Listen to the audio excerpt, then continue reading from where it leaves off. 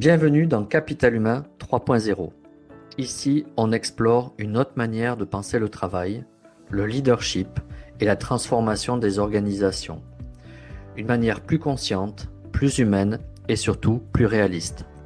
Je m'appelle Johan Darquest, j'accompagne des dirigeants, des managers et des organisations qui sentent que les anciens modèles s'essoufflent et qui cherchent à transformer leurs tensions humaines en ressources durables. Dans ce podcast, je partage des lectures de terrain, des regards stratégiques, des épisodes avec des visions éclectiques et des échanges avec celles et ceux qui réinventent le travail en profondeur. Si tu cherches des recettes rapides, tu n'es peut-être pas au bon endroit. Mais si tu veux comprendre ce qui se joue vraiment et décider avec plus de conscience, alors tu es exactement là où il faut. Bonne écoute! Alors bonjour et bienvenue à tous dans une nouvelle émission de Capital Humain 3.0.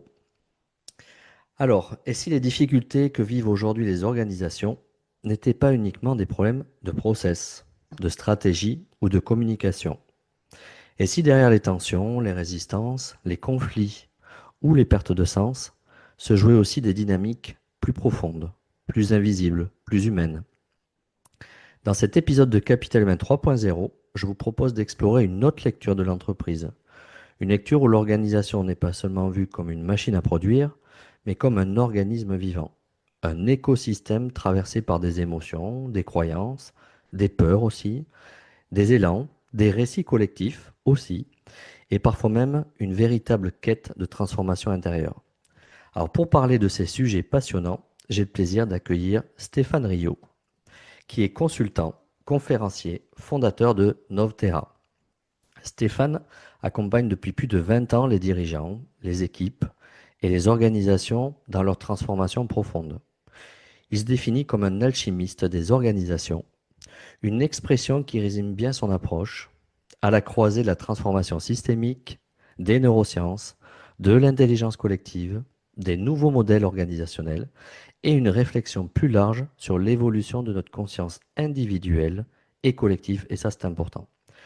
Alors avec lui, nous allons parler des dimensions invisibles des organisations, de maturité collective, de leadership, de transformation intérieure, mais aussi du monde qu'il vient, de ce que les entreprises révèlent aujourd'hui de notre société et de nous-mêmes.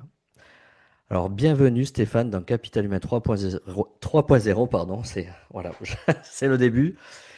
Je suis ravi de t'accueillir et vraiment enchanté de partager ce moment avec nos auditeurs. Bonjour Johan, merci de m'accueillir pendant ce moment. Alors, on va commencer par les us et coutumes dans cette émission. On commence toujours par le départ. Euh, il y en a qui te connaissent, donc tu es quand même connu dans le Hmm, paysage des organisations, un petit notamment en peu. France, un petit peu. Mais il y en a d'autres qui ne te connaissent pas forcément et pas sous tous les angles. Et pour commencer, est-ce que tu pourrais te faire une petite présentation de ton parcours? Et moi, j'aime bien mettre du sens. Donc, en fait, quel est le sens que tu donnes à ton parcours, ce fil Hmm, conducteur jusqu'à aujourd'hui? hmm. Ouais, merci de poser cette question. C'est toujours utile quand je dis, quand il y a une très belle phrase qui dit quand tu sais pas où tu vas, regarde d'où tu viens. Donc ça peut aider à C'est ça. savoir d'où je viens. Et je me pose régulièrement la question. Alors moi, je viens du monde du conseil en stratégie. Je dis souvent que j'ai connu euh, le côté obscur de la force, parce que j'ai Mhm. d'abord commencé par être consultant dans un cabinet de conseil, Ok. très classique, à part qu'il n'était pas vraiment classique parce qu'on faisait de l'intelligence économique, donc de l'espionnage industriel, pour le compte des intérêts français, je tiens toujours à le préciser. Mhm. Mhm. On était quand même patriotes. Et non, en tout cas, ça m'a formé à une réalité qui est la réalité de ce qui se passe dans le monde des organisations, qui est celui de la guerre économique. Et donc, j'ai fait mes armes, si je peux me permettre l'expression, dans ce domaine-là.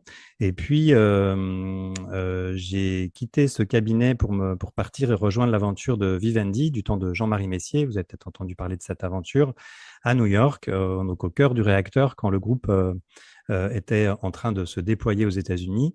Donc, un petit poussé français qui achète un grand américain dans l'entertainment, donc les médias, la communication, la musique, les parcs à thème, etc.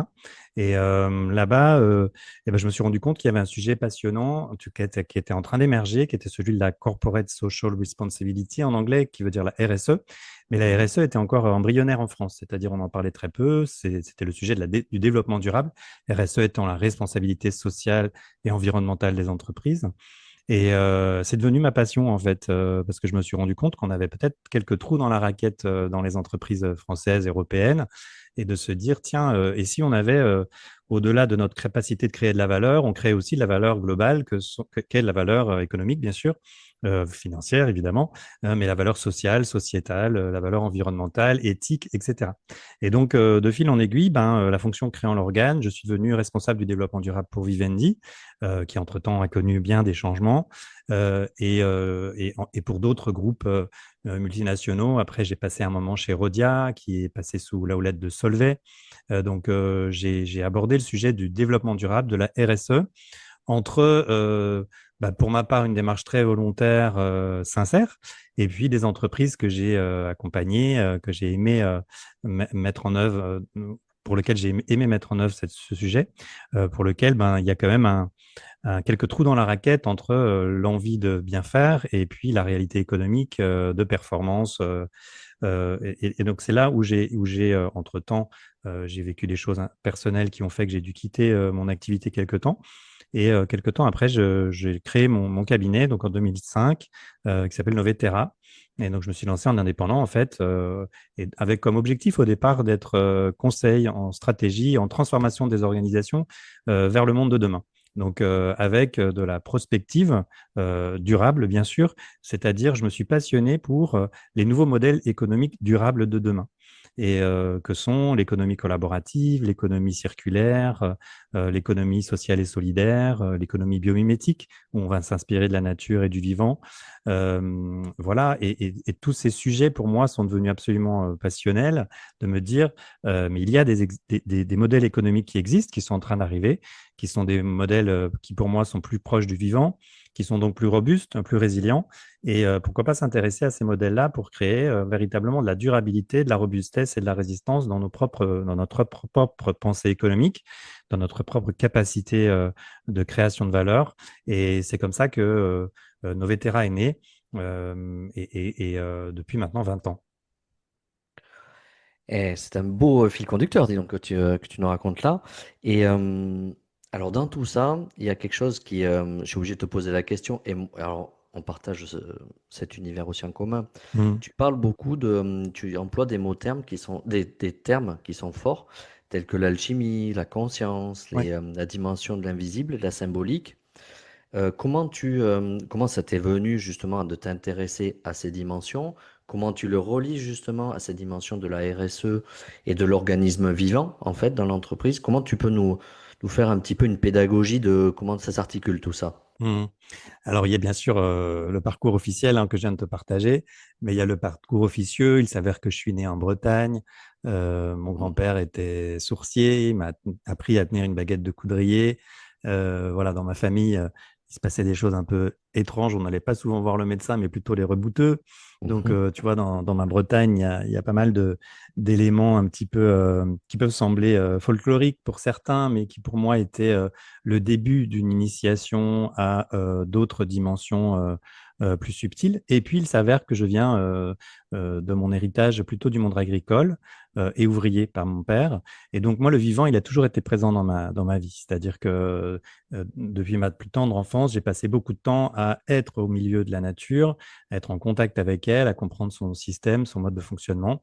Et ça a nourri quelque part une sorte de pensée systémique et subtile. Voilà.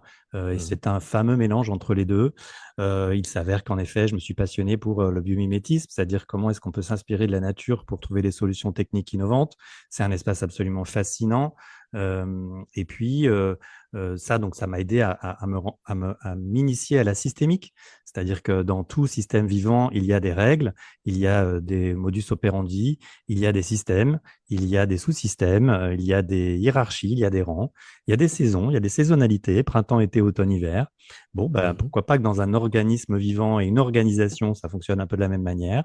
Dans la gouvernance aussi, dans la modus operandi en termes d'organisation de l'humain à l'intérieur de l'organisation, il y a ça aussi. Et donc, voilà, il s'avère que j'ai aussi développé une sorte de sensibilité un peu particulière à ce qui se passe dans un organisme vivant, dans une organisation, quand il y a des tensions, quand j'accompagne la transformation. J'ai tendance plutôt à lire non pas que le processus de transformation qui va être vécu et inventé de manière très mentale, mais à sentir en effet tout ce qui se passe dans l'invisible, comme tu dis, toutes ces résistances au changement, toute cette ambiance, toutes ces dimensions de peur, de jeu de pouvoir, de non-dit, d'épuisement aussi ou de surinvestissement.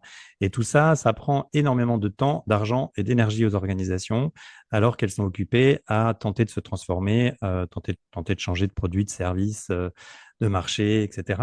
Et donc, je me suis rendu compte que là, il y avait un aspect qu'on ne creusait pas assez, qui était la dimension un peu tangible, subtile de l'organisation et de sa transformation, qui est, je le répète encore une fois, qui fonctionne de la même manière qu'un organisme vivant. Et quand on mélange les deux, ben, on arrive à avoir une lecture un peu plus profonde et peut-être particulière, j'entends, de l'organisation et de sa capacité de transformation ou de non-transformation. Est-ce que, avec les années donc par le passé, c'est une question ouverte que je te pose en Mhm. t'écoutant, euh, est-ce que cette approche biomimétique, elle existait par le passé de manière peut-être naturelle et intuitive, et est-ce qu'avec le temps, alors oui, non, et est-ce qu'avec le temps, tu penses que si elle existait, on s'en est coupé de cette approche un petit peu intuitive, biomimétique? Et est-ce que ça, on fait pas un retour en arrière, mais on essaye de remettre au cœur des organisations cette approche biomimétique, pardon.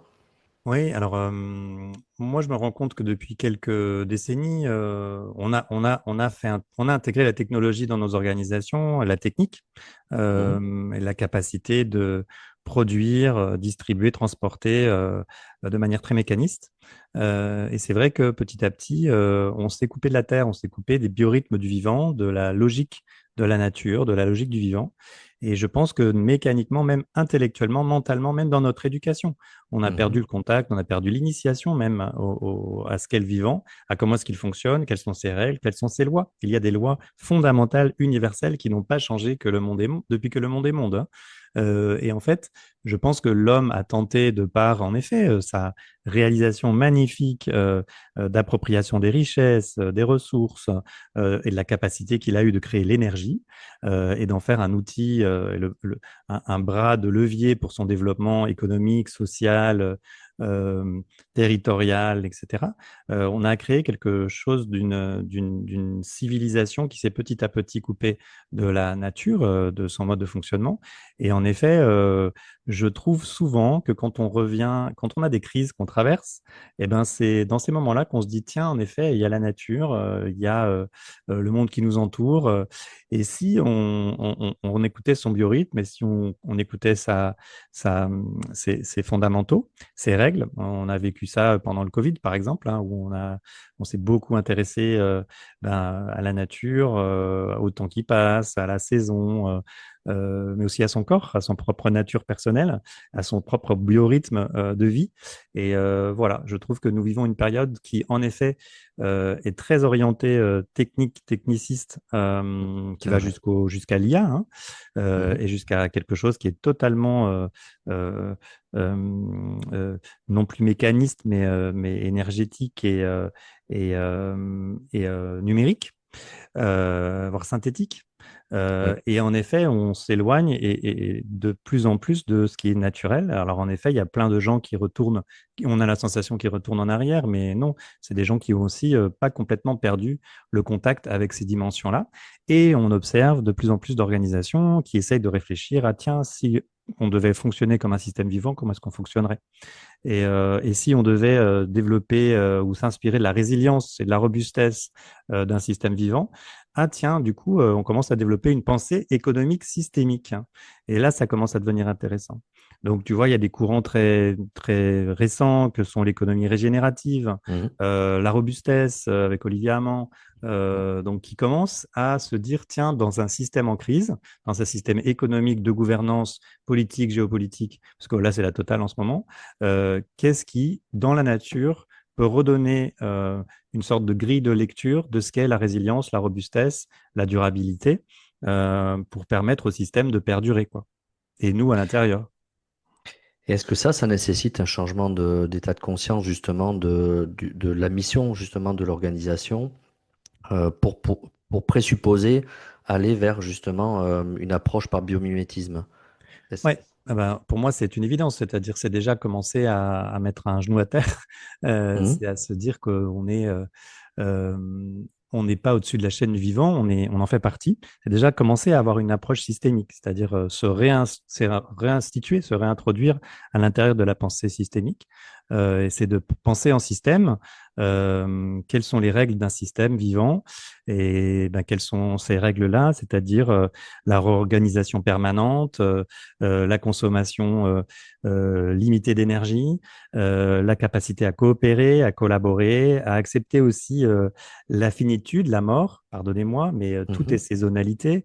Et donc, en effet, il y a quelque chose de l'ordre d'un changement de paradigme et de pensée économique, hein, qui est à la base de ça.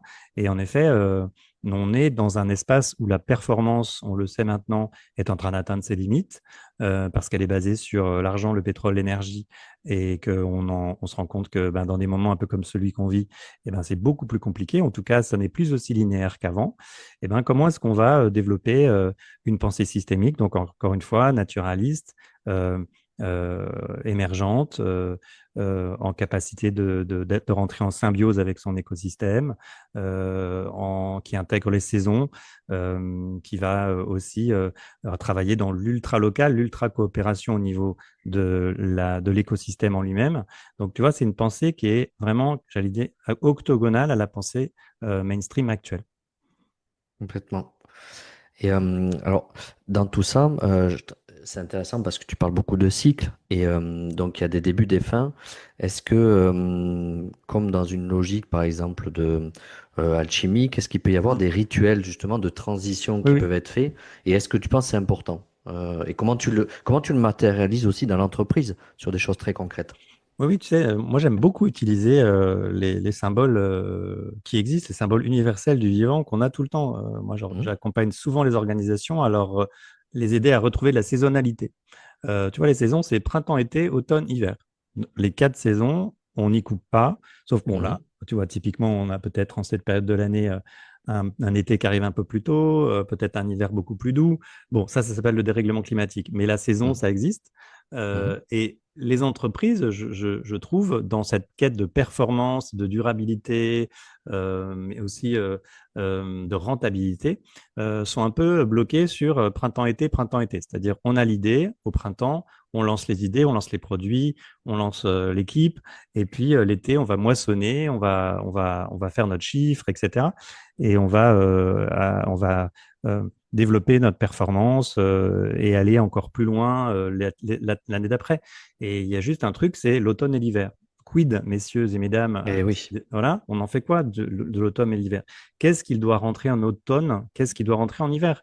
Et donc, je passe énormément de temps avec les organisations, avec la finitude, c'est-à-dire qu'est-ce qui doit se terminer? Qu'est-ce que ça vous fait de rentrer dans l'automne et dans l'hiver? Et donc, collectivement, mais aussi par rapport à un produit, par rapport à un service, par rapport à un développement de marché, mais aussi par rapport à vous. Vous en êtes où par rapport à ce qu'est la mort, en fait? Parce que c'est de ça dont on parle. oui. Nous sommes dans un moment de l'humanité où on se dit que tout va bien. Moi, j'espère pas, non, en effet, peut-être pas tout le monde le dit, mais on est dans un moment de, où on fait un peu abstraction de ce que représente la mort. La mort, on la met de côté, on la montre pas, on la cache, au contraire. C'est devenu presque un sujet tabou. Et ben C'est moi, vrai. je prends le contre-pied de ça j'oblige quelque part, en tout cas, les organisations que j'accompagne à rentrer dans ces espaces-là, parce que c'est un espace de conscience, déjà, de prendre conscience que nous sommes euh, finis, dans le sens finitude, hein, Oui. que notre organisation aussi peut potentiellement se terminer, qu'une relation peut se terminer, qu'un projet, qu'un marché peut se terminer. Et quand on rentre dans cette fameuse courbe du deuil, hein, qui a été développée, synthétisée par Elisabeth Kubler-Ross, hein, qui a accompagné beaucoup de gens qui étaient à la fin de leur vie, elle a vraiment formalisé une pensée et un mode de pensée, même cognitif, avec c'est quoi quand je touche à la fin, comment je peux développer une résilience, une acceptation et peut-être aussi quelque part une capacité de rebondir et d'être à nouveau créatif et de créer un autre système, un autre cycle. Et donc pour moi, on est dans un moment, pas juste au niveau des organisations, mais collectif, où c'est la fin de quelque chose. Regarde avec l'IA, c'est un Mm. processus accéléré de courbe du deuil pour plein de gens. Je ne connais C'est ça. aucun secteur d'activité qui se dit l'IA n'a rien à faire avec nous, à part les métiers vraiment extrêmement manuels, et encore. Mais donc, du coup, tout le monde est dans une courbe du deuil, inconsciente, collectivement et individuellement. Et ça, tant qu'on ne réintègre pas cette valeur universelle qui est la saisonnalité de la vie, le biorhythme du vivant, eh bien, on va continuer à avoir une pensée totalement hors sol. Et même peut-être des biorhythmes, des grands cycles de nos humanités, parce qu'on en a eu d'autres qui nous ont précédés. Oui. Et peut-être c'est des enjeux avec l'avènement de l'IA, des grands enjeux de bouleversement. Donc, qui dit arrivée d'un gros bouleversement, dit fin peut-être d'un modèle pour début d'un nouveau. Oui, oui, Donc, et en effet, il y a quelque chose aussi qu'il faut penser. L'IA n'est absolument pas robuste. Ça demande de mm, l'énergie, de l'eau, et ce sont des c'est énergies clair. et des ressources extrêmement limitées.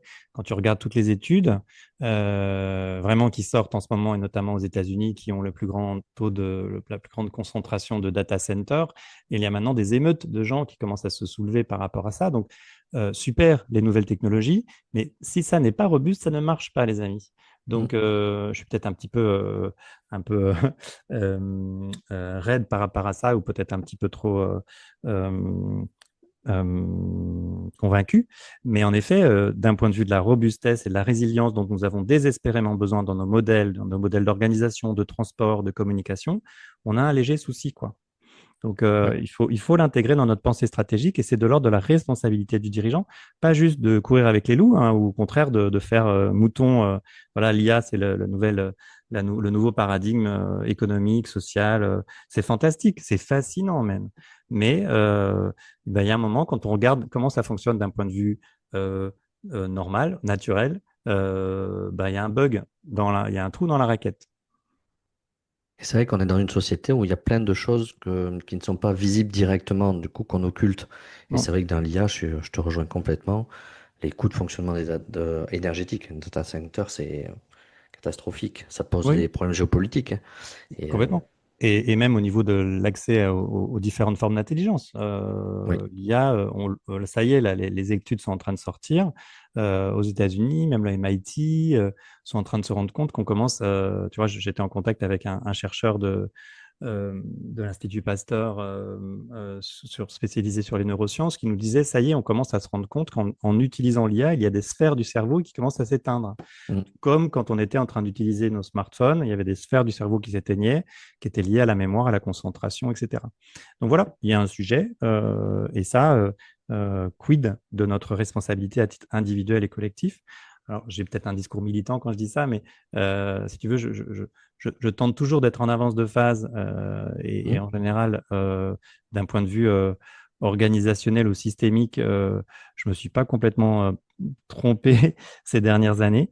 Et là, je Mm. pense qu'on a un vrai sujet, un vrai enjeu stratégique, relationnel, civilisationnel, avec le sujet de l'IA et des nouvelles technologies de manière générale. Alors, comment t'embarques justement les dirigeants euh, pour leur faire prendre conscience, en fait, parce que c'est vraiment un cap de conscience là, ce que tu leur amènes, et comment tu t'y prends en fait pour leur faire prendre conscience de tous ces aspects systémiques en profondeur, parce que c'est pas juste de l'ajustement à la marge, c'est vraiment un changement de modèle quelque part. Oui, Comment, est-ce que tu as des résistances aussi qui viennent se oui, oui. positionner, et comment tu arrives à les lever justement? Alors, c'est vrai que là, on a parlé de l'IA, mais moi, mon sujet principal, c'est c'est l'économie régénérative, c'est-à-dire Régénérative, ouais. comment est-ce qu'on va développer un système de pensée, d'organisation qui va être régénérant pour l'écosystème vivant. Donc déjà, c'est penser la robustesse, penser la résilience.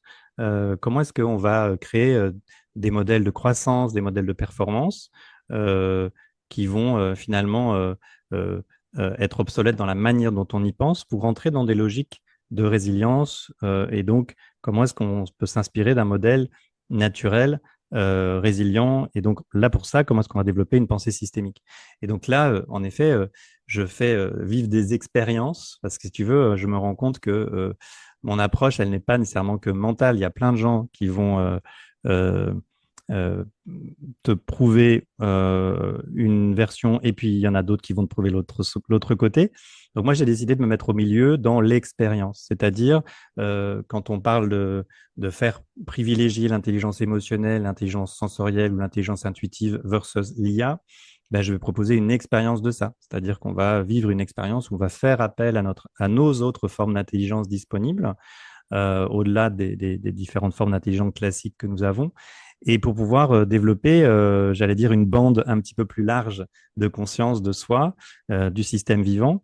Donc, je vais organiser aussi des voyages, des expériences dans la nature, en contact avec des gens qui sont biologistes, chercheurs, biomiméticiens, qui vont permettre de rentrer dans la logique du vivant, de l'expérimenter, d'en comprendre aussi comment est-ce qu'on peut, en s'inspirant de la nature, bah, trouver des logiques aussi qui pourraient inspirer notre système vivant à nous, notre système organisationnel, pardon. Et puis, il m'arrive parfois d'organiser des expériences, euh, j'allais dire, de conscience élargie, où on va aller rencontrer, où sa conscience va s'élargir pour se rendre compte à quel point on n'est rien quelque part au milieu du système vivant qui est le nôtre et que on a peut-être besoin d'accéder à peut-être un peu plus d'humilité.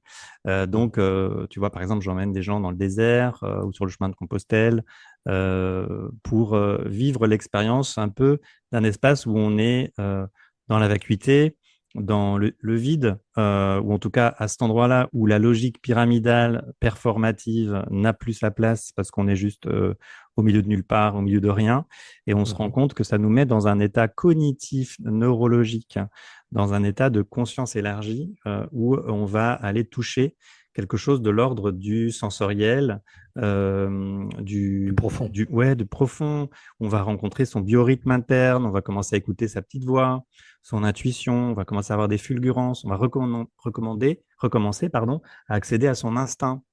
Et là, il y a des choses nouvelles qui peuvent arriver. Et donc, c'est vrai que c'est assez particulier comme expérience, mais je me rends compte que les dirigeants qui viennent faire ce genre d'expérience touchent des états de conscience particuliers, profonds, qui fait qu'après, ils se disent, je peux plus continuer à faire du business as usual. Et donc, si tu veux, moi, je continue à faire de la conviction, hein, parce que je crois beaucoup au nouveau modèle économique qui existe maintenant, mais plutôt que de convaincre, je propose de faire une exploration de sa conscience, de son corps, de ses corps, de cette symbolique un petit peu universelle qui nous est offert par la nature, mais pas que. C'est-à-dire il y a plein d'intelligence, de lois, de Mhm. rituels aussi, hein, comme tu l'as dit, qui peuvent te faire vivre quelque chose et te remettre dans une pensée systémique, dans une pensée et reconnecter à la logique du vivant. Et, et, et réinventer ton modèle économique, réinventer ta stratégie, réinventer ton management, ton leadership, et réinventer la manière dont tu crées de la valeur en y intégrant l'écosystème plus largement. Et les dirigeants qui sont convaincus justement, qui vivent cette expérience, comment tu fais ou comment ils font, ou comment vous faites en fait, parce que c'est un travail d'équipe certainement, Ouais. pour en fait dupliquer, c'est-à-dire pour aller, quand tu es dans une PME ou un groupe, commencer à avoir plusieurs niveaux de leadership, comment tu les embarques justement? Est-ce que tu leur fais tous expérimenter justement vivre cette expérience, ou comment tu travailles justement pour dupliquer à l'échelle Ben, de... ça dépend des fois. Moi, je dis souvent, je suis un petit artisan. Oui. Je n'aime pas démultiplier les modèles. Je n'aime pas caler les modèles les uns sur les autres. En fait, moi, je m'adapte toujours à l'écosystème avec lequel je suis. C'est comme dans le système vivant, hein. Quand un jardinier il va dans son jardin, il regarde les adventistes, les mauvaises herbes, il regarde où est-ce Mhm. qu'il faut couper, etc. Le lendemain, il faut recommencer à un autre endroit. Tu vois, donc moi, j'ai vraiment cette intention que je garde de me dire, je vais d'abord me brancher sur l'écosystème, on va l'écouter. Et moi, je demande toujours à mes clients, je vais passer du temps chez vous d'abord, avant Mhm. qu'on commence à bosser. Donc, c'est de l'investissement de ma part, hein, mais je vais d'abord écouter le système. Je vais d'abord écouter ce qu'il a à dire. Je vais écouter un peu le champ d'information qui baigne, qui flotte, quoi, et les signaux faibles. Parce que là, il y a de l'information. Et je vais aller écouter non pas les dirigeants qui me payent pour ça et qui sont en haut de la pyramide et qui sont pour lesquels j'ai le mandat, mais je vais aller aussi écouter les gens qui sont sur les côtés, les parties prenantes, mais aussi les gens qui sont peut-être d'un point de vue hiérarchique, peut-être moins représentatifs, mais tout aussi sachants, parce qu'ils sont en contact avec les signaux faibles de l'organisation. Donc déjà, moi, je ne peux pas reproduire ce que je fais, c'est-à-dire que j'invente systématiquement à chaque fois le modèle et que je Mhm. vais co-créer avec mes clients, et on va imaginer ensemble, parce que j'ai à cœur de pas juste être un facilitateur, animateur d'une expérience. Je vais aussi leur demander d'être co-animateurs avec moi parce que c'est comme ça qu'ils vont prendre conscience de ce qu'ils sont en train de vivre eux-mêmes. Parce que mon objectif, c'est qu'ils soient à nouveau le plus rapidement possible en autonomie. Donc voilà, donc il m'arrive parfois, tu vois, de faire des cercles de parole, des cercles de Mhm. pardon même actuels. Récemment, je viens de faire un rituel où une personne est invitée à partir parce il faut qu'elle parte. Et on va faire un rituel de départ qui n'est pas juste une départ à la retraite, c'est vraiment quelque Eh oui, chose qui va être ritualisé dans lequel on va se dire merci, bravo et pardon pour que le système Ho'oponopono. redevienne apaisé. Tu vois, il m'arrive de faire parfois, quand il y a un problème dans une organisation, de faire ce qu'on appelle les constellations systémiques, où on va Mhm. jouer une sorte de pièce de théâtre où chacun va représenter une partie du système. Il y en a qui vont représenter la direction, d'autres qui vont représenter les clients, d'autres qui vont représenter l'équipe. Une autre personne va éventuellement représenter le problème ou la toxicité qui est à l'intérieur du système. Et en faisant cette petite expérience de représentativité, on va écouter ce qui se passe dans le champ. Quand je dis le champ, hein, c'est pour moi, c'est un sort de champ d'information et on va écouter d'autres formes d'intelligence dans lesquelles on va capter des fulgurances, on va écouter ce qui se dit, on va écouter euh, les, les ressentis quasi énergétiques hein, des gens qui représentent différents éléments du système. Et comme ça, on va pouvoir faire prendre conscience, conscientiser ce qui est en train d'être en résistance, en densité à l'intérieur de l'organisation et proposer par le mouvement, par l'écoute des rôles de chacun et proposer des résolutions. Résolution de conflits, résolution de lutte de place, de rang, de gens qui cherchent à trouver leur place, à trouver de la légitimité ou de la reconnaissance, tu vois. Tout ça fait partie des choses qui se passent dans l'inconscient collectif hein, et dans lequel on baigne en permanence. Et moi, Ouais. j'adore rencontrer cet espace-là parce que c'est un espace d'information fascinant. Et en effet, euh, quand on parle de transformation des organisations, on a tendance à parler de transformation stratégique, culturelle, de process, de communication, comme tu l'as dit en introduction. Moi, ce qui m'intéresse, c'est vraiment ce qui se passe dans l'invisible et ce qui se passe dans l'intangible de l'organisation et de le mettre en lumière, d'exprimer, ou en tout cas d'exprimer ce qui est imprimé, quoi. Hein, exprimer, c'est mettre la pression à l'extérieur. Donc, c'est d'expliciter l'implicite, en fait. Ouais. Et là, il y a de la puissance, là, il y a de l'énergie, là, il y a des espaces de compréhension, de fulgurance, de résolution à les récupérer d'urgence pour permettre à l'organisation d'être consciente d'elle-même pour pouvoir se préparer à son nouveau cycle. Alors, on entend de plus en plus parler de dette psychologique, justement, ça Oui, devient... Et ça rejoint justement, en fait, cette approche systémique de constellation, du champ métamorphique, quelque part, si on peut faire... exactement. Oui, oui. Bah, c'est ce qu'on appelle les mémoires, hein, souvent dans les organisations. Il y a eu une accumulation de tensions, de densité, de relations non clarifiées, de gens qui partent ou de gens qui ont eu une influence et un impact sur l'organisation.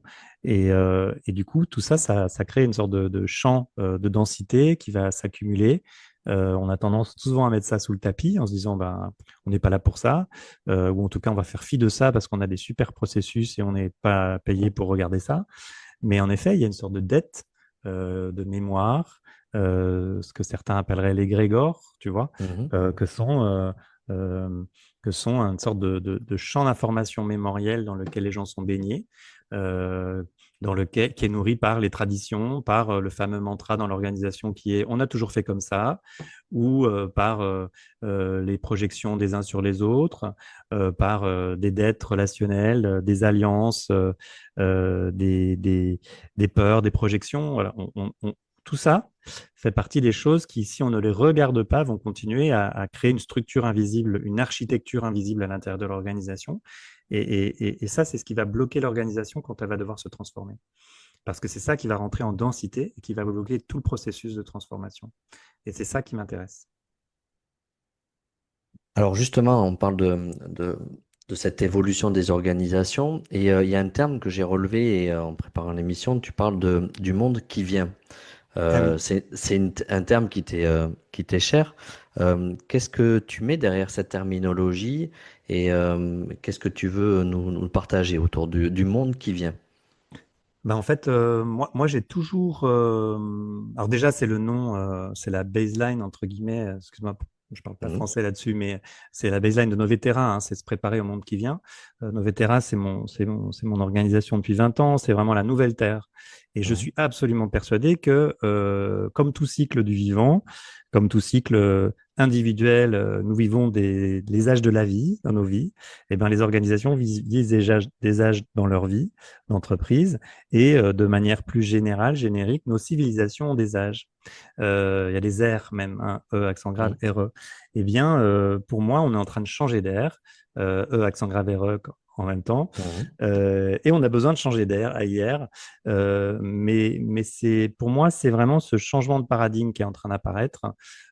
Et donc, il y a un monde qui vient, en effet, qu'on ne voit pas, qu'on ne perçoit pas, ou en tout cas, il ne fait pas la une des journaux, hein. On dit souvent, on entend plus le bruit de l'arbre qui tombe plutôt que la forêt qui pousse. Ben, c'est ça qui me passionne, c'est la forêt qui pousse. Et je passe mon temps depuis 20 ans à observer et à être témoin d'organisations, de dirigeants, de personnalités, hein, que moi j'appelle les novétériens ou les novétériennes, affectueusement, qui sont ces acteurs de changement de conscience, c'est-à-dire qu'ils sont branchés sur un autre, ils sont branchés sur le futur, mais ils sont branchés sur une intuition quelque part. Et souvent, quand je les interroge, ils savent pas pourquoi ils font ce qu'ils font, alors qu'ils sont pas du tout mainstream, ils sont au contraire très seuls et ils n'ont que leur foi et leur ferveur pour avancer leur projet, qui pour moi est un projet qui est véritablement régénératif, coopératif, résilient et qui est vraiment illustratif, exemplaire de ce monde qui vient. Et c'est ça pour moi. Ce monde qui vient, c'est un monde qui est nécessairement plus solidaire, euh, plus résilient, plus en coopération, en co-création avec les systèmes vivants. Et malheureusement, il y a aussi un monde qui se meurt, entre guillemets, et qui tient encore bien la route, hein, il n'y a pas de souci, pour quelques temps encore, qui est un monde qui est très linéaire, performatif, et qui a encore de très beaux atouts aussi, hein, je ne dis pas. Mais on rentre dans un changement de paradigme, et c'est ça pour moi le monde qui vient, en tout cas que je souhaite, parce que le monde dans lequel on est, si on continue, toutes les lignes le prouvent, hein, que ce soit sur l'économie, l'écologie, le climat, etc. Ben là, a priori, si on continue, ben, c'est le mur. Donc, Mhm. j'ai pas envie de prendre le mur et j'ai envie que personne ne le prenne. Donc, tant qu'à faire, autant magnifier et mettre en valeur les acteurs de changement, que moi j'appelle les acteurs de changement de conscience, parce qu'ils sont branchés sur une conscience plus large, plus systémique, plus écosystémique, plus durable. Et c'est ces gens-là que j'ai envie de mettre en valeur. Est-ce que justement, on voit que ces acteurs sont en train de plus en plus d'être nombreux, de se rendre un petit peu plus visibles, commencer à travailler en synergie? Est-ce que une des clés, ça serait justement de renforcer ces synergies, ces collectifs pour créer un peu plus d'impact de changement dans la société? Est-ce que ça peut être une bonne idée ou Oui, oui. c'est encore trop tôt ou pas? Alors non, non, ils existent, hein. Ces gens-là se Mhm. connaissent, ils passent leur temps à malheureusement être seuls avec leur idée au départ, Eh oui. et à un moment se dire, ah ben non, je suis seul, mais pas tout seul, il y en a d'autres des comme moi. et arriver à créer. Il y a des réseaux multiples qui existent, des réseaux qui sont plus ou moins visibles. Il y a des réseaux écologiques. Alors, il y en a qui sont plus ou moins militants, qui veulent, j'allais dire, détruire l'autre paradigme entre Extinction Rébellion ou Alternativa, tu vois, qui sont plus ou moins opposés au système qui est en train de se finir. Et en même temps, les deux systèmes cohabitent. Et ils vont cohabiter encore un bon moment, hein. Je ne suis pas en train de dire que ça se termine Bien là sûr. l'histoire. Mais en effet, il y a déjà des réseaux qui existent. Et moi, c'est vrai que je parie beaucoup sur l'ultra local. C'est-à-dire que là, j'ai fait le choix, moi aussi, de quitter Paris, d'habiter en province et de recréer un écosystème ultra résilient, robuste, là où j'habite. Et je découvre des gens, mais incroyables. C'est-à-dire qu'autour de chez nous, autour de chez moi et autour de chez toi, il y a des gens Mhm. fabuleux qui attendent que ça, que d'être mis en réseau, en rhizome, hein, tu vois, un peu comme dans la nature. Mhm. Regarde C'est la ça. nature encore une fois. Ben, un système vivant dans la nature est parfaitement en contact avec l'environnement. Et donc, si on arrive à développer cette intelligence territoriale, hein, cette géoconscience dont parle Maxime Blondeau, eh bien, on va commencer à développer une conscience géographique, une conscience euh, biologique, et on va pouvoir agrémenter, agréger nos compétences, nos ressources, nos territoires, nos forces, quoi. Et donc, pour moi, c'est ça, la matérialisation exemplarisée, multi-individuelle, multiterritoriale de ce monde qui vient. Il ne viendra pas par les politiques, en tout cas, ce n'est pas ma conviction. Mhm. Il viendra par la résilience locale, ultra-locale, des acteurs euh, locaux qui vont, par une prise de conscience collective, se connecter et créer un tissage, hein, comme des tisserands, hein, d'Amédour Bidar, hein, qui disait retisser ensemble le tissu déchiré du monde. Ben, c'est ça qu'on va faire. Et c'est ça qui est en train déjà d'apparaître dans le monde. Donc, penser global et agir local, en fait. Exactement, mais ça fait Mhm. des dizaines d'années qu'on en parle, Mhm. mais là, c'est véritablement ce qui est en train de se passer. Et donc, ces réseaux sont en train de devenir beaucoup plus adultes, beaucoup plus résilients. Alors, ça marche plus ou moins bien, hein, selon les territoires, selon les gens, selon les personnalités qu'on a, hein. On a tous nos ombres, hein, bien sûr, aussi, quand on veut créer un collectif nouveau, avec un paradigme nouveau, dans lequel il n'y a pas nécessairement beaucoup d'argent fléché par là, encore moins avec le backlash écologique qu'on est en train de vivre. Là, Mhm. les, toute la, toutes les finances sont fléchées vers l'IA maintenant, hein. Mhm. Je vois de moins en moins de gros projets de résilience territoriale. La culture, n'en parlons pas. Donc, tu vois, on est dans un moment un peu compliqué, c'est clair, mais, euh, mais j'ai foi que cet espace et cette intelligence humaine va prendre le dessus et on va le démontrer. Et est-ce que des fois, l'humanité ou des collectifs locaux, quand ils sont dos au mur, justement, viennent chercher et mobiliser des ressources, une inventivité et quelque part une souveraineté, en fait, hein, pour Oui, avoir des modèles mais autonomes, quelque part. oui. Est-ce que la vie est peut-être bien faite en disant, justement, ça nous pousse, ça nous contraint quelque part, mais c'est peut-être une opportunité. Oui, Euh, ah oui, oui, complètement. J'en vois partout, et même des collectifs qui se cassent la figure, hein.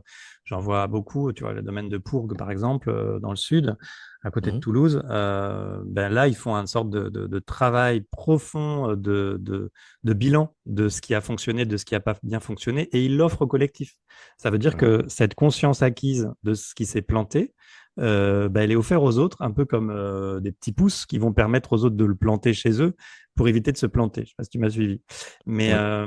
Mais justement, c'est ça qui se passe. C'est ces jeunes pousses qui ont cette conscience-là et qui fonctionnent avec un niveau de conscience collectif, collaboratif, euh, euh, au service de l'intérêt supérieur commun, j'ose l'espérer, en tout cas pour la plupart, et qui vont, même quand ils sont dans un processus de décomposition d'automne-hiver, hein, comme on en parlait tout à l'heure, eh bien, ils vont en faire de l'humus pour d'autres qui vont s'en servir pour créer leur propre projet, éventuellement sur les territoires.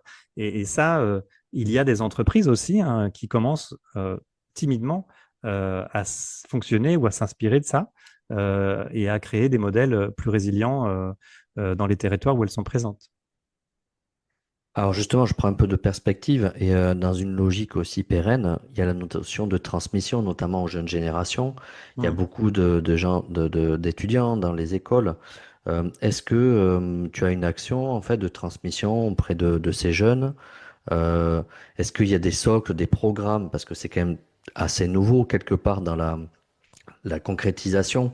Comment tu transmets ça, toi, à ton niveau, pour des jeunes générations qui se disent, bah, tiens, ça me plaît ce qu'il fait, Stéphane, Mm, mm, ça me parle, son modèle, j'aimerais bien le suivre, son sillage pour pouvoir amener ça aussi dans l'organisation. mm. Comment tu transmets ça, toi, à ton niveau?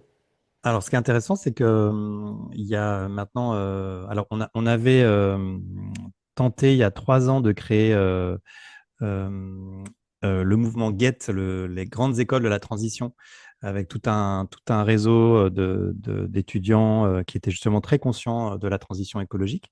Donc, il y a les ressources qui sont toujours disponibles. Alors, moi, il s'avère que j'interviens depuis des années dans des écoles de commerce qui s'intéressent au sujet. J'avais aidé au lancement de la chaire de social business, donc d'économie sociale et solidaire d'HEC. Mhm. Il y a des écoles type Lumia à, Oui. à Montsartou. Il y a une nouvelle école qui vient de se créer qui s'appelle la Regen School, dans laquelle j'interviens aussi, qui est une école de second cycle de sensibilisation des jeunes en Master 1 ou en MBA en reconversion pour des gens qui ont envie de changer de paradigme et d'abord de penser leur changement de paradigme intellectuel, économique, et puis aussi de vivre à l'intérieur d'eux-mêmes ce changement de paradigme nécessaire.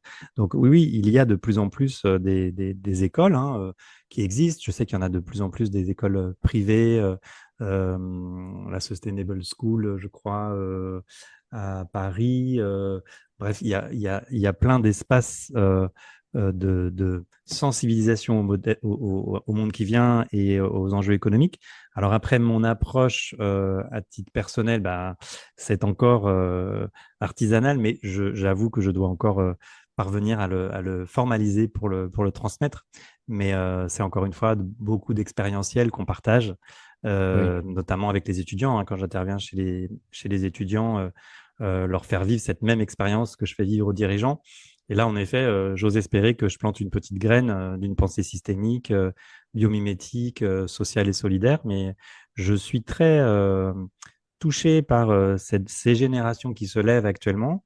Alors, elles ne sont pas nécessairement mainstream non plus, mais il y en a de plus en plus qui se disent on ne peut plus continuer à fonctionner comme on fonctionnait avant, et qui, en trouvant une école qui va les remettre en alignement tête, cœur, corps, âme, bah, ça les remet en mouvement, ça les remet en créativité, ça les remet au service de l'intérêt général, et ça crée de belles personnalités, de belles perspectives pour l'avenir, même politique.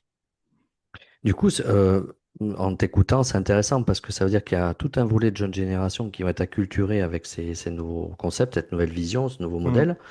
Et donc, en fait, ils vont rentrer dans le domaine de l'entreprise.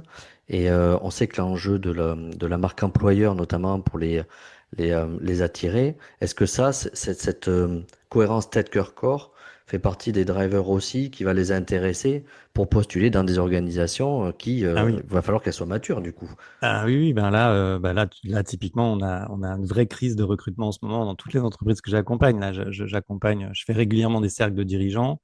Je peux te Mhm. dire que en ce moment, c'est pas le salaire. Alors certains, bien sûr, beaucoup, bien sûr, veulent un bon salaire, mais c'est vraiment la crise de sens, en tout cas l'exigence du sens, la cohérence aussi, la Oui. congruence des organisations qu'on recherche. Donc là, on rentre dans une période un peu de flou.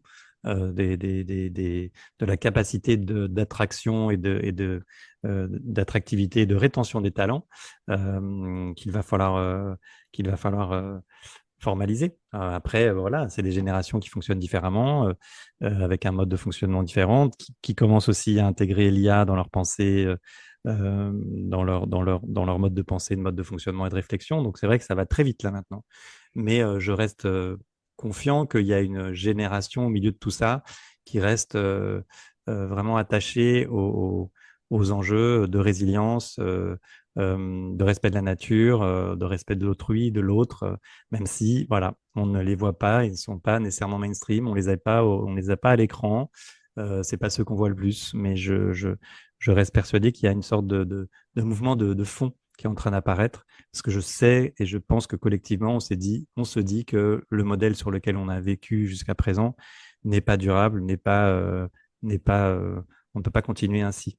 Et il y en a plein, et même des nouvelles générations, je rencontre plein qui sont déjà branchés sur voilà, sur le monde qui vient. Et peut-être qu'ils amènent dans leur sillage des générations peut-être avec plus d'expérience, qui ont une ancienneté dans l'entreprise, mais qui peut-être cette crise de sens était sous-jacente, en fait, n'était pas exprimée.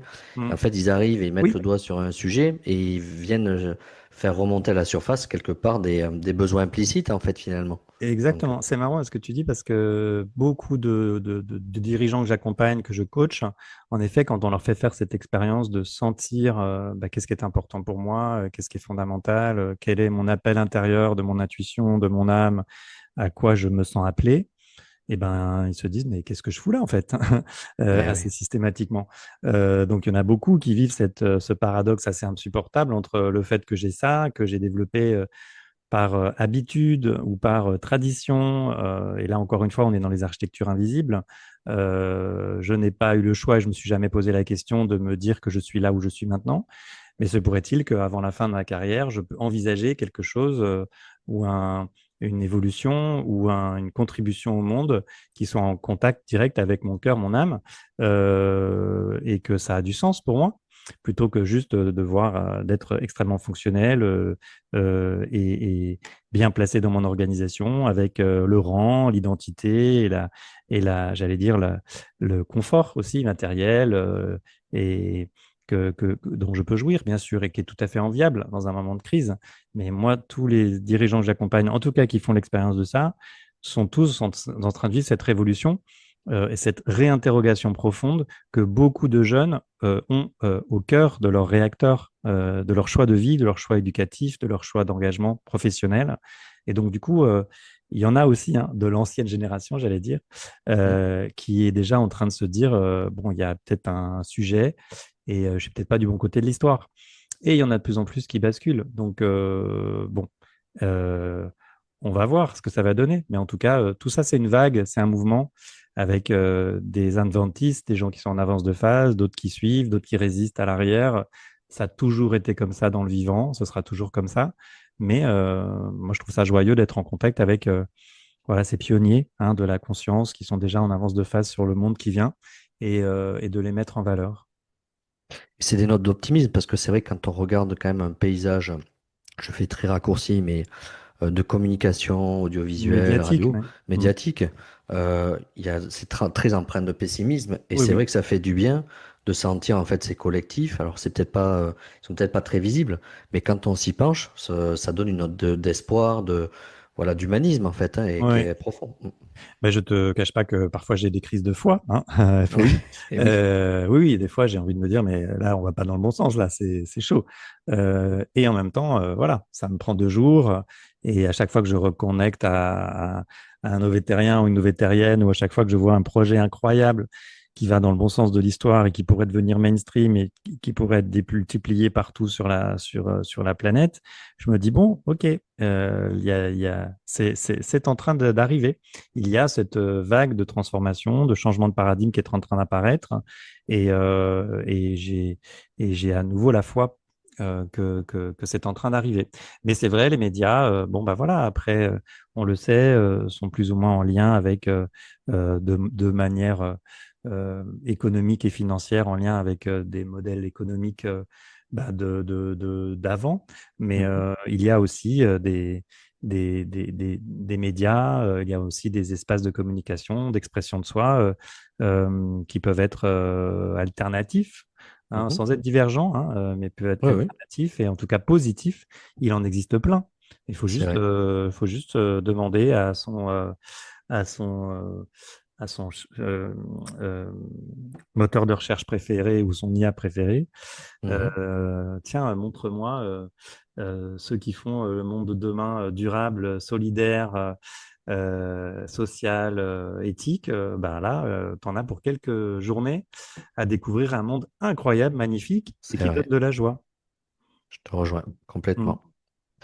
Alors, comme on avance dans cette émission, j'aimerais, si tu veux bien, euh, te laisser la parole et que tu puisses t'exprimer sur un conseil, une vision, une idée, quelque chose que tu voudrais laisser en fait en clôture de cette interview à destination de nos auditeurs qui se disent, ben, c'est intéressant ce qu'il dit Stéphane et le next step pour moi, qu'est-ce que ça pourrait être? Ouais, j'ai plein de choses à dire, mais par rapport à ce qu'on s'est dit, par rapport à aux thématiques qu'on a ouvertes, toi et moi, c'est déjà repasser du temps dans la nature. C'est repasser du temps dans la nature, mais pas que dans la nature, repasser du temps avec la nature humaine. Mhm. Recommencer à connecter. Moi, je me rends compte que nous sommes en train de perdre cette connexion à l'autre, à l'empathie envers l'autre, envers la contemplation de l'autre, même jusque dans sa différence profonde envers soi. Et mon premier, parce en plus, on est dans un espace d'enjeux politiques qui viennent, 2027 arrive tranquillement. Donc, c'est vraiment essayer de maintenir votre cœur ouvert avec quelqu'un qui est totalement différent de vous. Vous allez voir, ça va vous faire grandir. Ça va agrandir votre cœur, agrandir votre conscience, même s'il vous emmerde. Vous allez en tirer quelque chose. Et puis, voilà, et oui, je reviens à la nature de base, à la nature naturelle, naturaliste, l'écosystème Mhm. vivant. Retournez-y et regardez déjà sa puissance, sa résilience, sa robustesse, son enseignement, sa symbolique. Puisque nous venons de là, nous y retournerons et quels que soient les systèmes économiques plus ou moins durables et robustes que nous allons créer, ce système-là n'a jamais quitté cette logique-là, ce rythme-là. Ça fait 4,6 milliards d'années que ça existe. Alors avec bien sûr euh, les évolutions de la création de la Terre, mais nous vivons dans un système homéostatique. Nous vivons dans un système qui fonctionne, dans un système équilibré que nous déséquilibrons. Et donc, Mhm. qu'est-ce qui dans le système est en équilibre, l'a été, est en train de trouver des espaces de résilience et de rééquilibrage, parce que ça aussi, c'est inspirant. Donc, regardez, recontempler, puis regardez la beauté, quoi, parce que on ne peut aimer que ce qu'on voit, que ce qu'on connaît. Et je pense qu'il est important de reconnaître, dans le sens, en un mot et en deux mots, qu'on fait partie d'un écosystème vivant, qu'on est au milieu de ce système-là, et que nous avons besoin d'acquérir peut-être un peu d'humilité dans notre mode de vie, notre mode de communication, de consommation. Et voilà. Et peut-être dernier conseil, ce serait de faire comme dans le vivant, recommencer à coopérer, recommencer à ouvrir vos mains, vos cœurs, recommencer à créer la relation dans votre territoire, là où vous êtes, recommencer à faire la fête des voisins, à rencontrer les gens qui sont autour de vous, parce que, et ça, je peux te le parier, dans quelques temps, nous aurons besoin des voisins, des gens qui sont en hyper localité. On aura besoin des gens qui sont très proches de nous, euh, localement, territorialement et de cœur. Et c'est là où on verra les gens qui ont développé de la résilience ou de la non-résilience. Euh, et quoi qu'il arrive, ça fait du bien de parler aux gens à côté, aux autres humains et non humains, bien sûr. Euh, voilà, ce serait quelques conseils. J'en aurais plein, hein, mais oui, peut-être un tout dernier, si je puis me permettre. Vas-y, vas-y. Voilà, on a notre nature humaine intérieure aussi à écouter, hein, écouter l'intérieur. Prenez soin de vous à l'intérieur, c'est-à-dire qu'il y a aussi quelles sont les parties de vous qui sont en résistance par rapport au changement. Écoutez-les, donnez-leur la parole, aidez-vous et faites-vous aider par rapport à ça, parlez-en. Je sais, je vois plein de gens qui sont en interrogation sur leur changement de modèle, changement de vie, et qui se disent, mais je peux pas parce que j'ai telle vie, telle structure à tenir, tel rang à maintenir. Mais au fond de moi, j'ai une partie de moi qui veut et qui sait que je dois changer. Donc, prenez le temps de vous poser, d'avoir le courage de vous transformer. Et vous allez voir, ça va bien se passer. Et c'est toujours plus joyeux de l'autre côté quand on est en contact avec soi et avec son âme, avec son être intérieur qui attend d'être révélé et réveillé. Et voilà, euh, ce serait le dernier conseil. Peut-être pas très, il n'y a pas de logique dans ce que je viens de dire, C'est mais pas, voilà, on comprend bien l'idée qu'il y a derrière voilà. et pour abonder dans ce que tu dis, dans les grands changements de vie, pour avoir accompagné beaucoup de personnes, même en titre individuel, des fois, il faut faire la place faire du vide pour laisser apparaître d'autres choses. Et dans la nature, la nature a horreur du vide. Et c'est Exactement. ça qui est intéressant, je trouve. C'est des fois, on prend un risque, on ne sait pas où on va, mais Mm. la nature va amener ce qu'il faut, en fait, pour pouvoir C'est combler ça. ce vide et amener des ressources. Donc, voilà. C'est ça.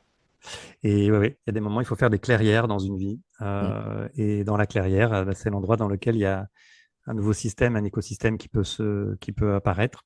Bon, bah, on a eu des moments de clairière avec le Covid, là, récemment. C'est vrai. Bon, on est reparti comme en 40, mais c'était un premier coup de Mm. semonce. Il y en aura d'autres. Donc, vivement la prochaine clairière et ce qu'elle va nous offrir. En tout cas, merci infiniment, Stéphane. C'était vraiment très riche. Je pense que les auditeurs Merci, Johan. se sont régalés. Moi, en tout cas, c'est le cas. Et écoute, tu reviens quand tu veux dans l'émission pour nous partager tes expériences, tes projets, des réflexions. Et voilà, tu es le bienvenu. Merci, Johan. Merci de m'avoir invité. Chers auditeurs, je vous donne rendez-vous pour de prochaines émissions, d'autres portraits tout aussi éclectiques, tout aussi inspirants.